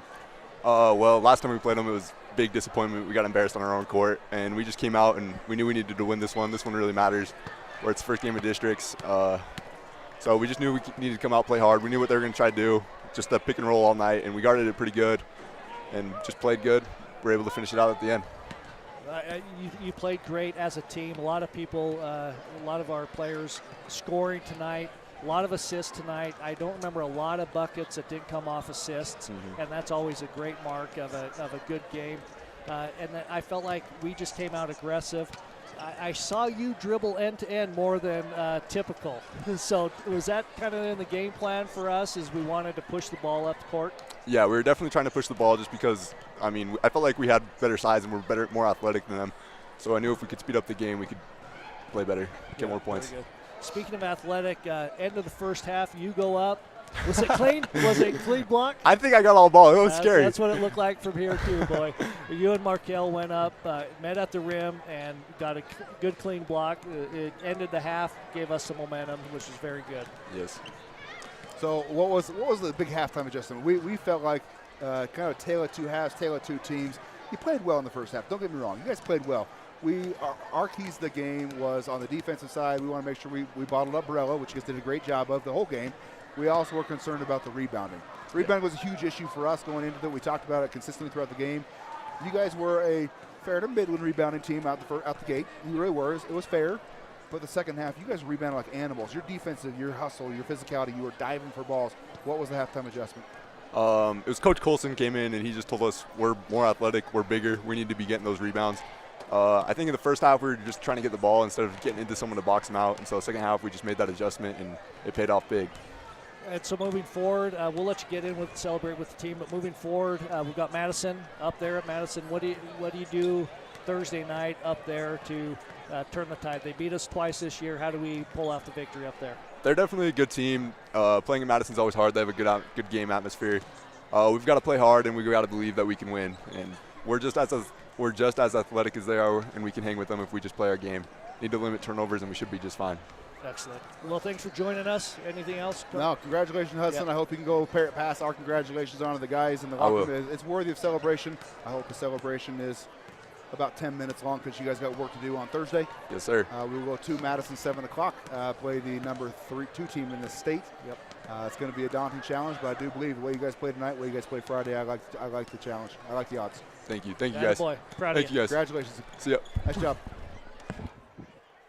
So now that Hudson is off the air and heading back in to celebrate with his guys, we are time for us to digest the game a little bit. So we've already talked about what's up next. We know we're going to play Madison at Madison Thursday at 7 o'clock.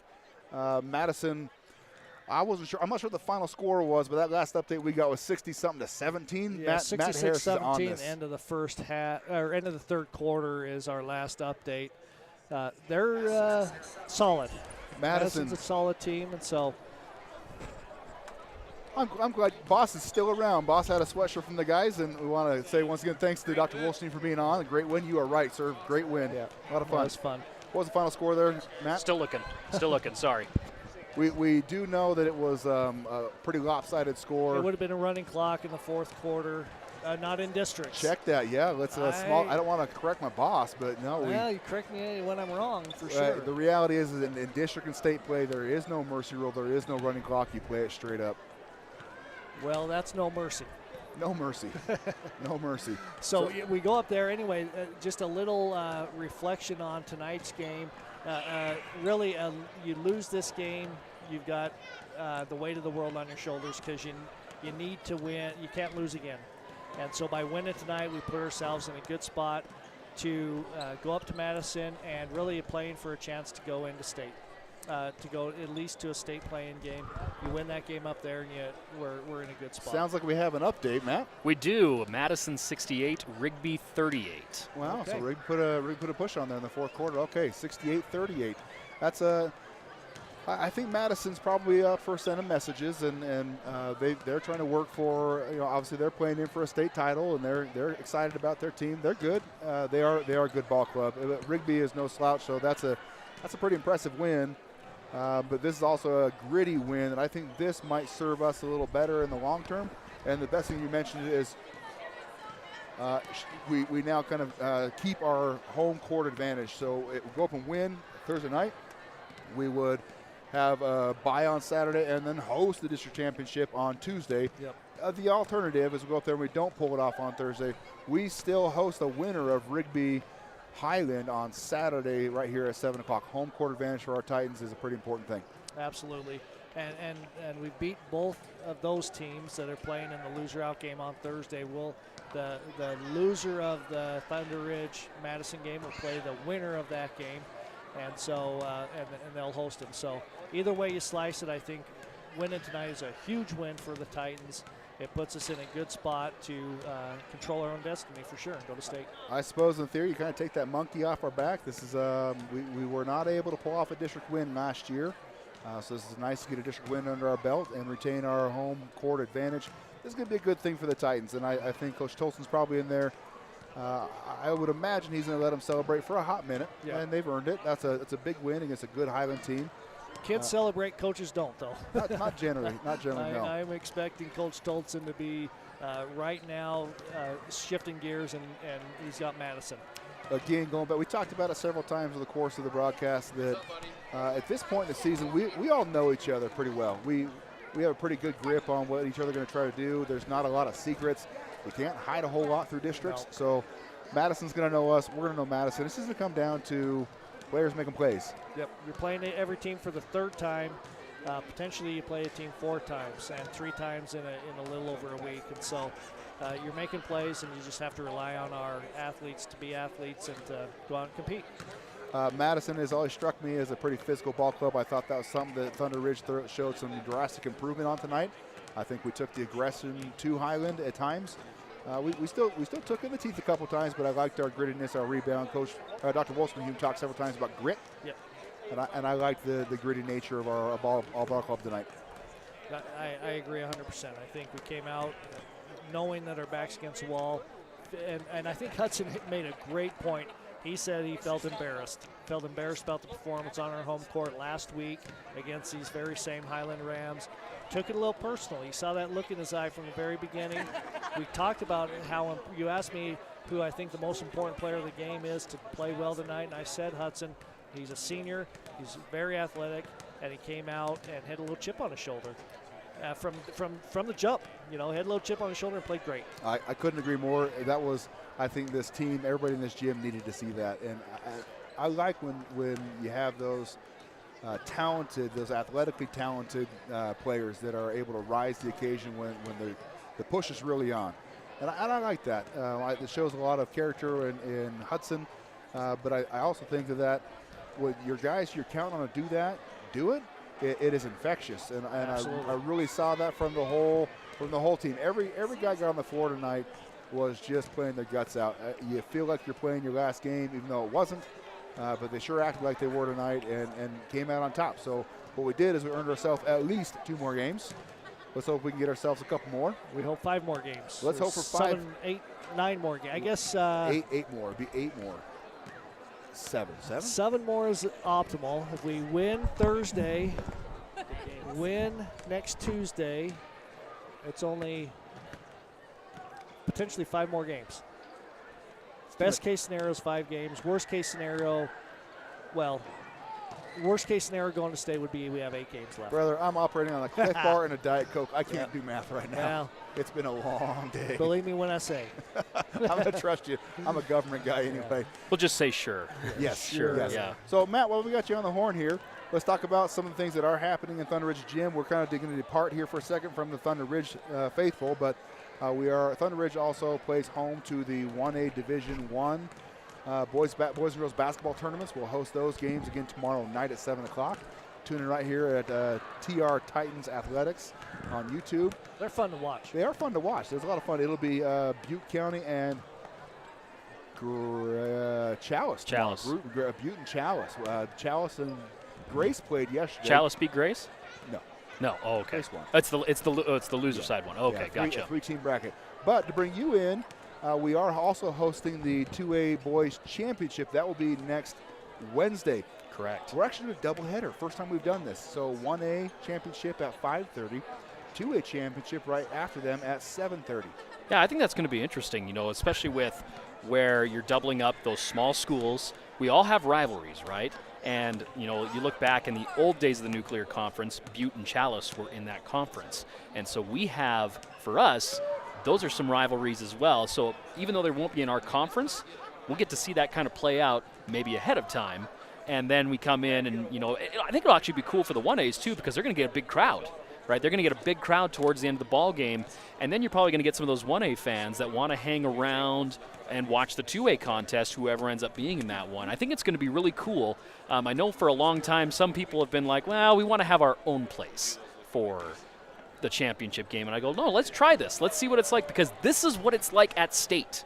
This is exactly what it's like at state, which is one of the reasons why why the 2As wanted to come here to play. And we're definitely fortunate that you were like, yeah, absolutely, come play. Well, the fun part, you had Dr. Wilson, UMR superintendent, on earlier. We're talking about designing success for every student. It's not just about Thunder Ridge or Bonneville School District kids. We do have a unique facility. We're blessed to have such a beautiful place. I can't blame anybody for wanting to come play the tournament games here. We get to throw. We try to make the event special. Sure. It's a great time. We do have a good time hosting it, but I do expect some pretty good ball games. I think so too. I mean, look, the 2A games. I'll just say from the 2A standpoint, you've got all these little towns that have had rivalries forever, and it's like pouring gasoline on the fire when you get into the district tournament.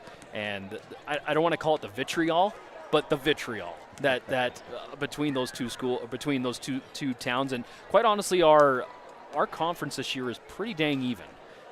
No one went undefeated in conference play. Any team could win on any given night. And so that's what makes the tournament so special. Around this time of year, you know, the stakes are ratcheted up, and it's just a lot of fun. Doug, you looked like you had something to say there. Well, I played for a small school. I played for a school probably about the size of Ryrie for part of my high school career, and this was in Arizona, and then we moved to Nevada, but it was a small school, and for districts we went and played at a big school, large school like this, and it was really cool and a great experience to go play in a different atmosphere, a big gym. It really does set you up for that state tournament. and it just changes your mindset a little bit. It just ramps you up a little bit. So I think you hit it right on the head. Well, and especially if you look at this gym and where we go for state boys basketball, we go to Capitol High School. Yep. This is almost a mirror image of Capitol High School with the exception of the seating on the ends. We're much cooler. We got better tech. So neener Yeah. Capital. But I mean, you look at the floor. The floor design is very similar. You have the similar layout with where the scoreboards are at, where the Titantron's at, whatever they call their ICCU Titantron. We call theirs Titantron. That's a good name. You call theirs the Titantron? Yeah, sure. We just call everything the Titantron. But the point being is that it has a better feel here, which will prep you for state, which will help you once you get there. And I think that's it's something, you talk about student success. We want whoever comes out of our conference to be successful when they get over to Boise to show that we play some tough ball here in Eastern Idaho. Absolutely. Couldn't said it better myself. So some events coming up at Thunder Ridge High School. Got 1A games tomorrow at 7 o'clock.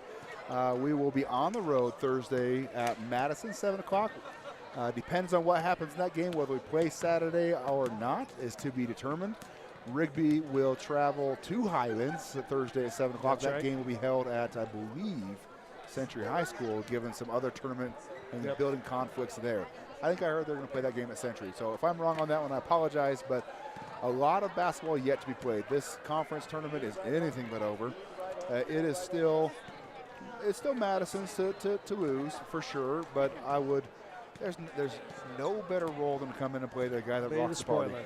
And you just hope that our kids, like Hudson talked about in the post game, our kids come and they don't fear anything. They just come out and play hard. They expect to win. They play hard to win, and let the chips fall where they may. You don't want to be embarrassed. You don't want to feel like you left something out there, and you don't want to think Madison's unbeatable.